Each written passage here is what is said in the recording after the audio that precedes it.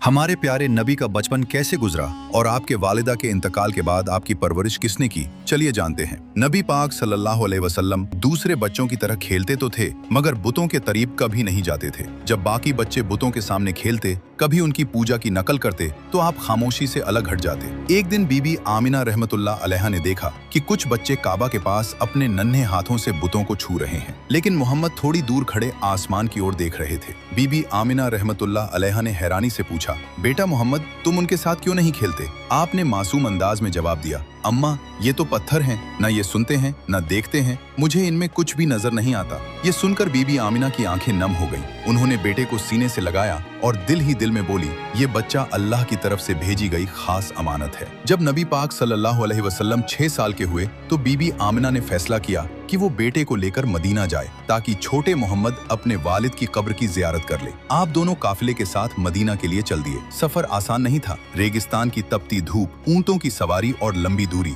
मगर नन्हे मोहम्मद की आंखों में अजीब सा सब्र और हौसला था। वे मदीना में तकरीबन 1 महीने ठहरे। रिश्तेदारों से मुलाकात हुई। जब वालिद के कब्र पर पहुंचे तो बीबी आमिना ने कहा, बेटा, यही तुम्हारे वालिद की कब्र है, वो तुमसे बहुत मोहब्बत करते थे। हुजूर सल्लल्लाहु अलैहि वसल्लम खामोशी से कब्र के पास खड़े रहे। मासूम आंखों से आंसू बहते रहे मगर जुबान से कोई लफ्ज न निकला। मदीना से वापसी पर काफिला अबवा नाम की जगह पहुंचा। वहीं अचानक बीबी आमिना रहमतुल्लाह बीमार पड़ गई। बीमारी इतनी बढ़ गई कि चलना फिरना भी मुश्किल हो गया। उन्होंने अपने बेटे को सीने से लगाया और कहा, बेटा मोहम्मद, शायद अब मैं तुम्हारे साथ न रह सकूं, मगर याद रखना, तुम अकेले नहीं हो, अल्लाह तुम्हारे साथ है। तुम्हें वो जिम्मेदारी मिलेगी जो दुनिया में आज तक किसी और को नहीं मिली। 6 साल के छोटे मोहम्मद सल्लल्लाहु अलैहि वसल्लम की आंखों से आंसू बह रहे थे। कुछ ही देर के बाद बीबी आमिना रहमतुल्लाह अलैहा की रूह परवाज कर गई। हुजूर सल्लल्लाहु अलैहि वसल्लम की आंखों से आंसू थम नहीं रहे थे। काफिले वालों ने आपको वापस मक्का पहुंचाया और आपके दादा हजरत अब्दुल मुत्तलिब के हवाले कर दिया। जब हजरत अब्दुल मुत्तलिब को पता चला